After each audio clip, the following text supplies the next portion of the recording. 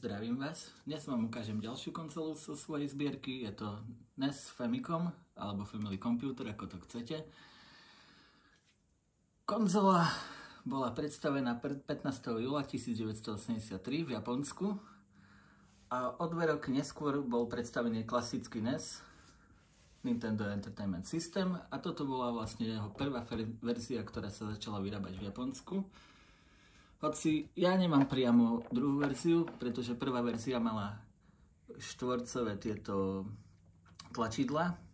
Toto už je druhá verzia bez napisu Famicom Family, kdežto novšie verzie Famicomu už tu mali taký nápis a trošku sa líšila aj revízia základnej dosky. Ale v podstate ide o to samé. Takže môžeme si povedať niečo o histórii tejto konzoly a také technické údaje, ako sa uberala konzola aj naprieč východným blokom, keďže táto konzola používala 60-pinový konektor, ktorý určite poznáte z našich klonoch, ktoré sa predávali na tržniciach a kdekade v 90. rokoch.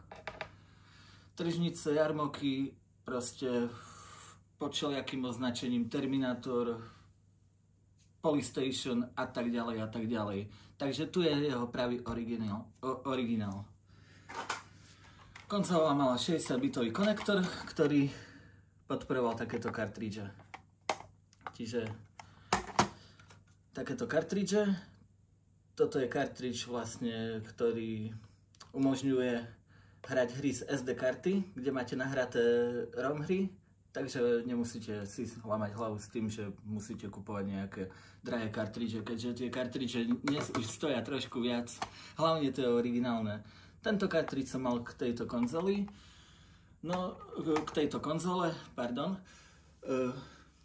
Ako som sa dostal k tejto konzole? V roku 2021 ma napadlo si zaobstarať túto konzolu, keďže som mal možnosť si ju objednať z eBayu. Tak som využil tú možnosť, no a po nejakých 3 týždňoch z Japonska mi došla v stave, ako mi prišla. Konzola už má trošku niečo prežité, vidno, že joysticky nie sú v najlepšom stave. Takisto aj druhý joystick už vidno, že proste niečo prežil. Ako aj odštiepnuté plasty.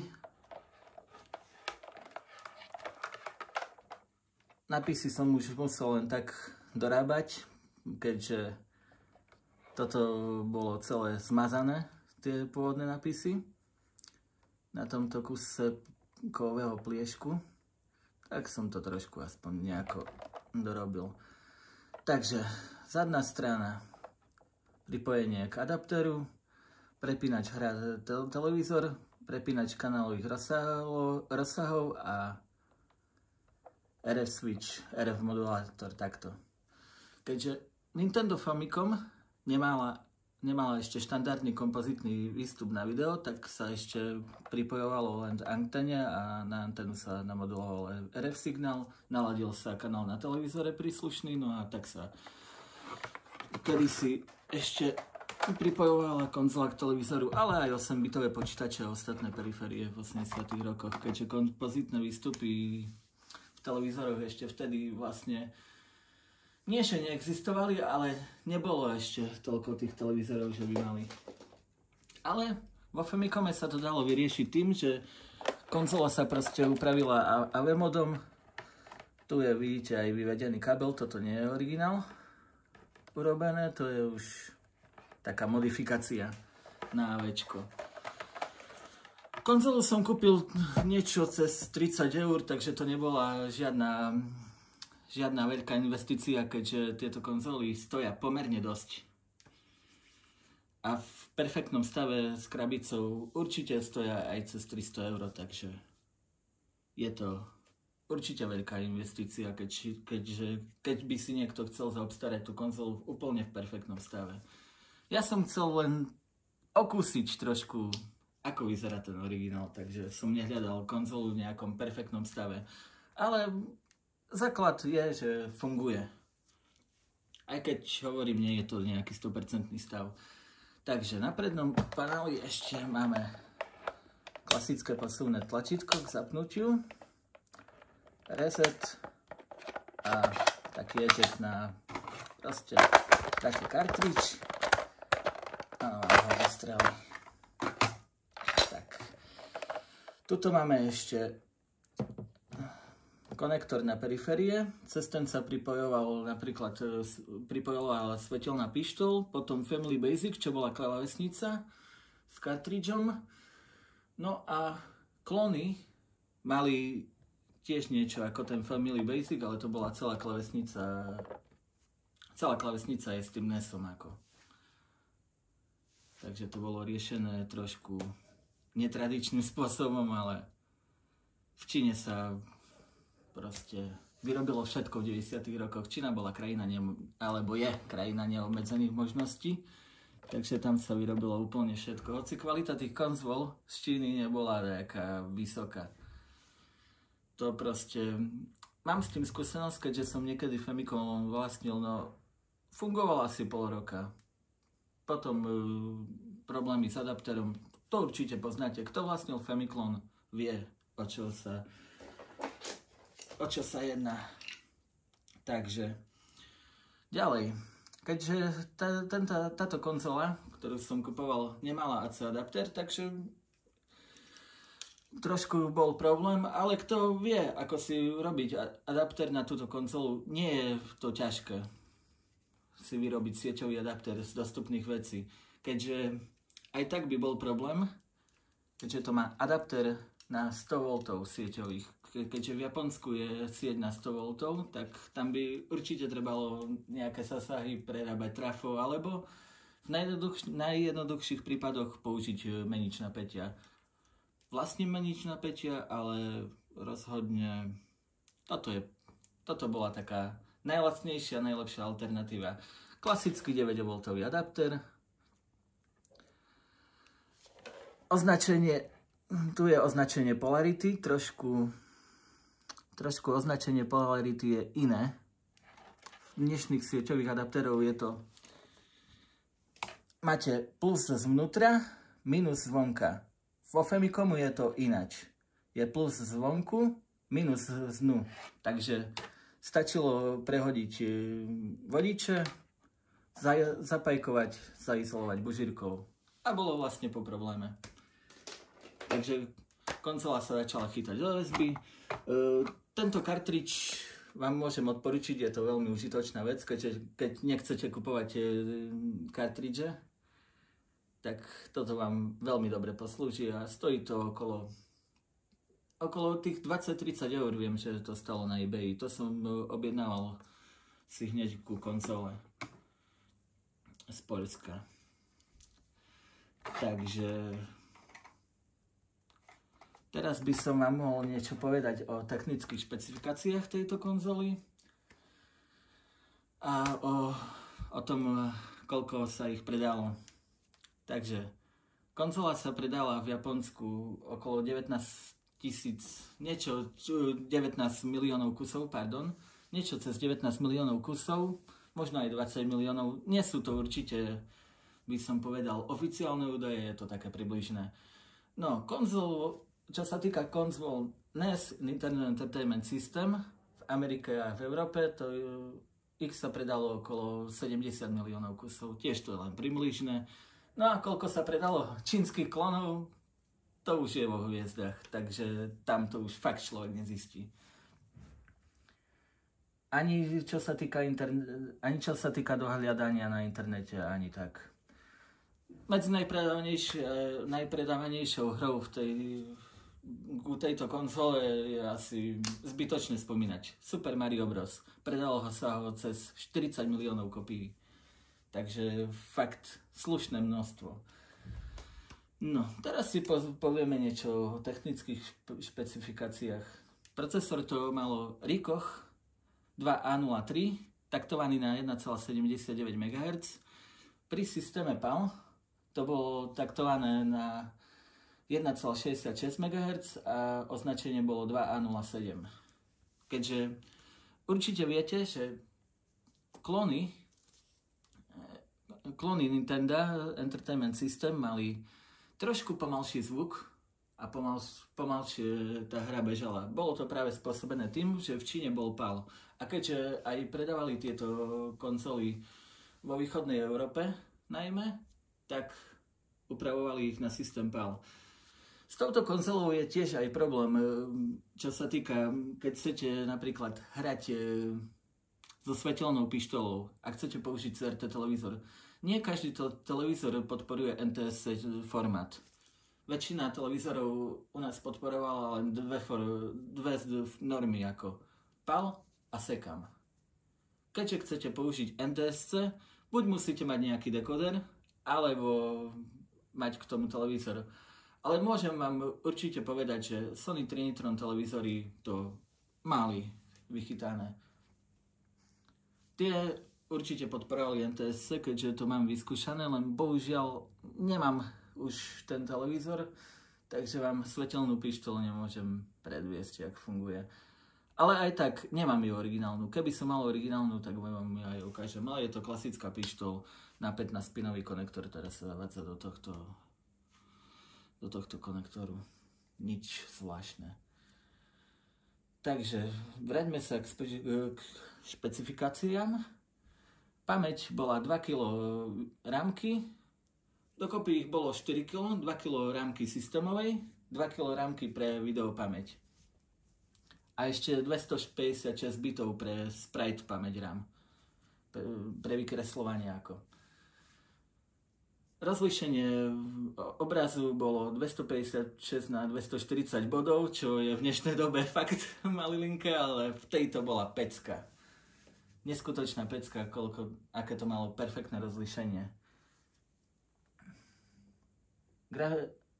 Medzi zobrazovaciu jednotku, čo sa týka zobrazovacej jednotky, bol Ricoh 2A03 čip alebo Ricoh 2A07. A milím sa, to som hovoril o procesoru. Zobrazovacia jednotka bola 2002 PPU. Vtedy sa to ešte tomu hovorilo PPU zobrazovacia jednotka, nebol to ešte grafický čip, ako to v dnešnej dobe poznáme. Trošku som sa pomýlil, prepáčte, v tomto medzi procesorom a zobrazovacou jednotkou, takže ospravedlňujem sa. Takže bola to zobrazovacia jednotka Ricoh 2002. Zvuk bol 5-kanálový s dvojitou pulznou voľnou, takže malo to aj krásny 8-bitový zvuk, ako si pamätáte. A paleta, tuším, bola 64 farieb, keď si dobre pamätám. Grafická paleta tých farieb. Takže malo to aj slušné farby, by som povedal. No a čo najviac mám rád na týchto konzolách? Neskutočne dobré arkadové hry. To sa musí nechať. No ale Super Mario Bros. Je taká najväčšia klasika na tom Nintendo. Keď si chcete zahrať Super Mario Bros., tak toto. No, ďalšia periféria, ktorá k tomu existovala, bola dosť zaujímavá. Takzvaný Famicom Disk System. To bola taká periféria, kde bola disketová jednotka, konzola bola trochu vyššia. Tá sa položila na tú disketovú jednotku, vložil sa modul, prepojil sa s disketovou jednotkou.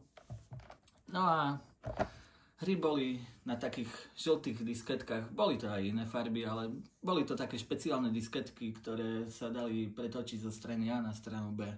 Keď si dobre pamätám, že takto nejako bolo. Skúšal som aj, nie že skúšal, ale uvažoval som si zaobstarať aj tú disketovú mechaniku, ale ešte uvažujem o tom. Zatiaľ mi stačí aj táto konzola, keďže Nintendo hrám raz od času, ale PlayStation si zahrám skôr viacej než Nintendo, Takže toto je originálny kartridž.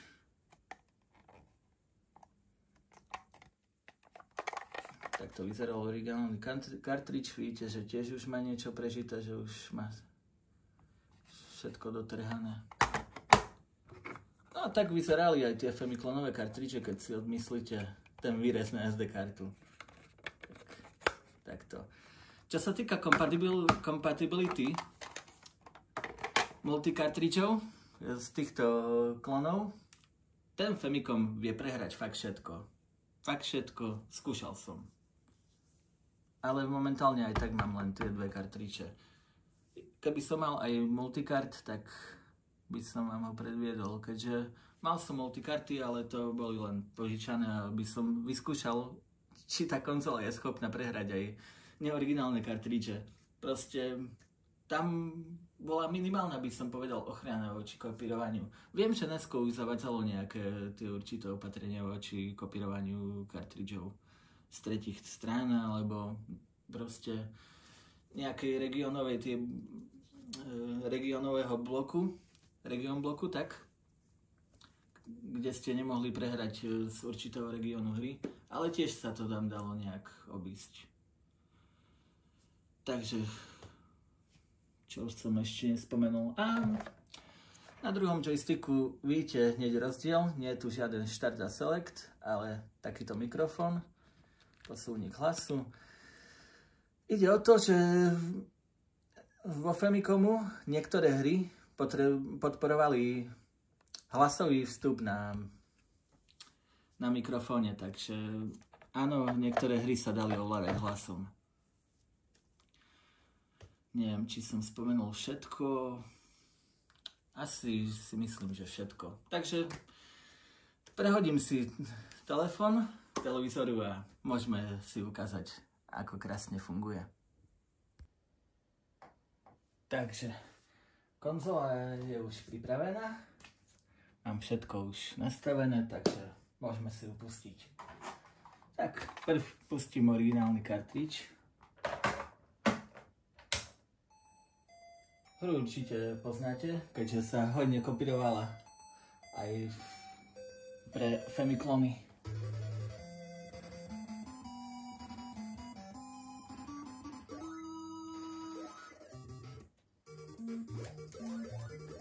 Stavím to tak rýchlo. Tak poďme hrať.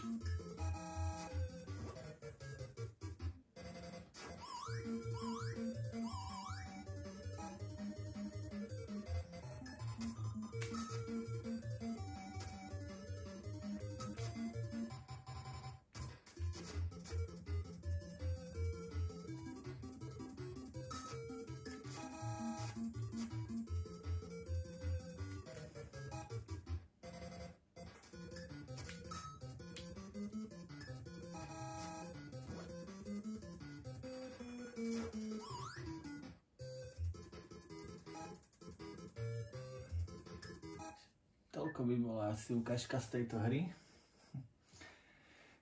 Nebudem hrať celú hru, že by to nebolo úplne dlhavé video.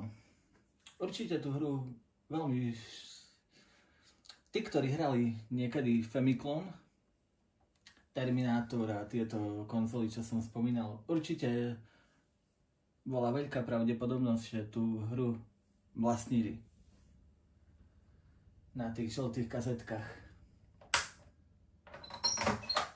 Takže tak vyzerá ešte raz ten originálny kartridž a išlo o hru Ikeike Neketsu Hockey League. Neketsu bola séria hier, kde bol futbal, tuším, potom bitky, basketbal. Bolo veľa sérií z tejto hry, no len neviem všetky série, ale kto vie, aké boli série týchto hier všetky série dokopy, tak mi to môže napísať do komentáru kľudne. Ale viem, že ešte bol Kunio-kun Football League. To si tiež rád zahrám. Takisto určite ste mali oni. No a tieto hry mám na tomto flashkarte. Ale my si pustíme asi najlepší kult z tejto konzoly. Hneď na začiatok. Takže takto vyzerá ten flash cartridge. Tuto si môžete urobiť jednotlivé zložky. Zložku si pomenujete ako chcete, no a tu si hádžete hry. Ale nemusíte tam mať ani zložky, stačí, že si nahádžete priamo do SD karty. Ani tento cartridge už pridávajú aj s čítačkou na SD karty, takže keď nemáte čítačku na SD karty, tak poradíte si aj tak. Tu mám čisto pre americký región, takisto pustí hry. Tu sú už nelicencované hry. Stojím 1 a takto.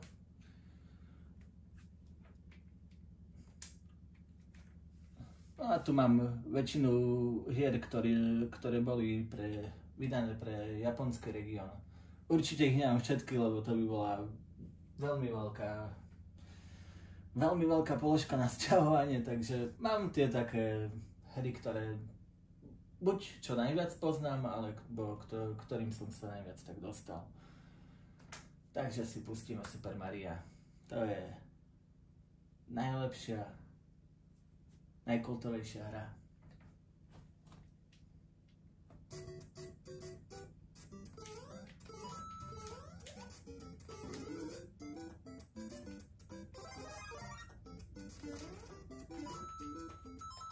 Ozaj, ešte ma napadlo.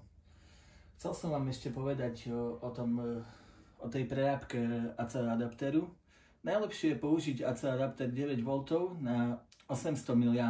Určite by som nepoužíval vyššiu prúdovú kategóriu 9V adapterov, lebo myslím si, že by to Famicom nemusel vydržať. Alebo kľudne aj keď by ste chceli prerobiť, dajme tomu, klon Nintendo, tak radšej použiť nižšiu prúdovú záťaž, ak by ste mali použiť vyššiu a nemuselo by to dopadnúť dobre, mohlo by vám to zničiť konzolu. A hlavne trpí stabilizátor napätia, čím vyšší prúd je v tom zdroji. Takže chcel som ešte toľko a ide sa hrať.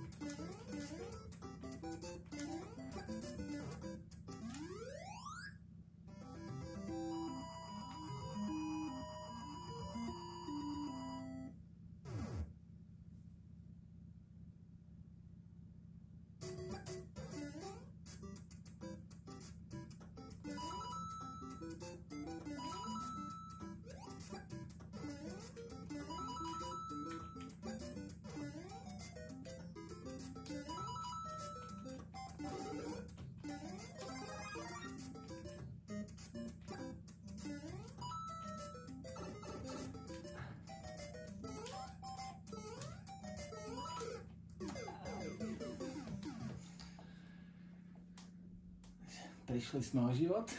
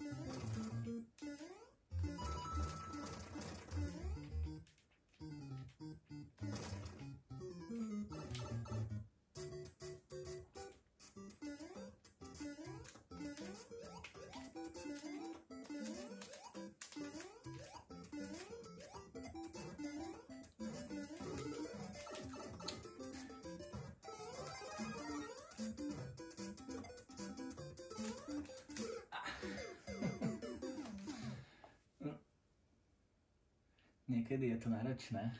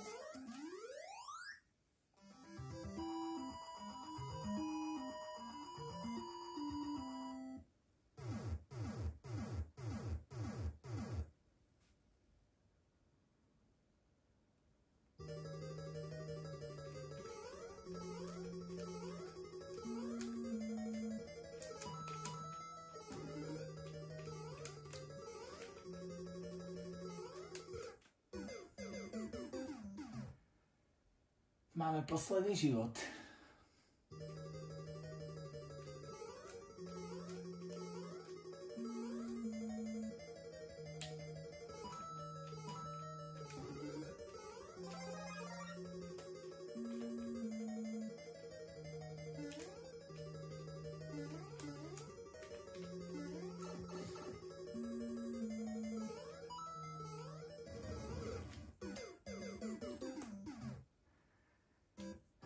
Definitívne sme prehrali.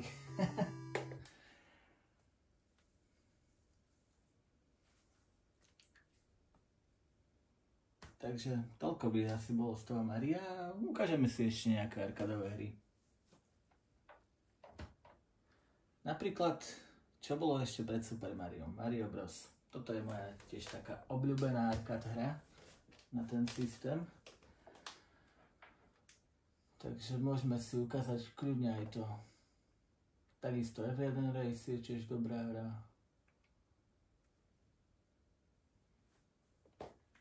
Ale ukážeme si prv ten Mario Bros.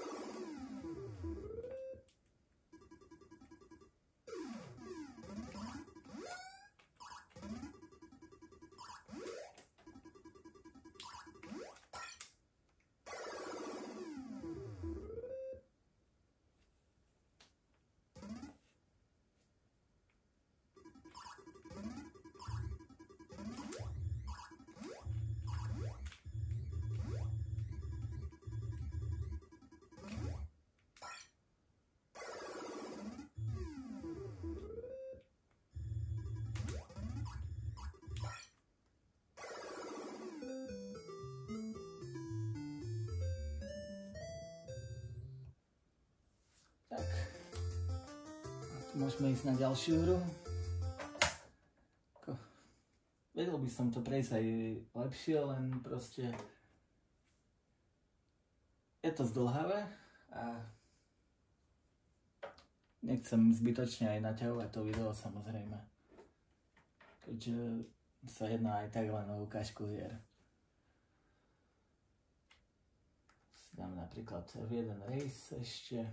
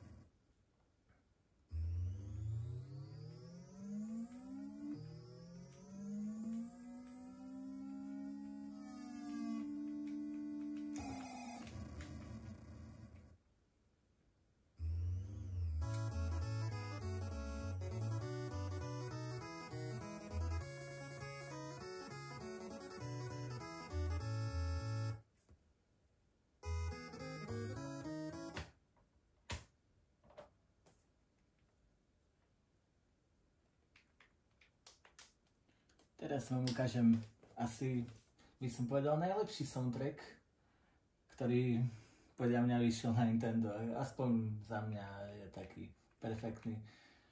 Hra James Bond Junior. Bola to aj perfektná hra, ale dosť taká logická hra pri niektorých pasážach, kde trebalo fakt rozmýšľať, kde presne skočiť, čo presne urobiť. Ja aspoň pustím ešte soundtrack z tej hry a týmto by som asi ukončil dnešné video.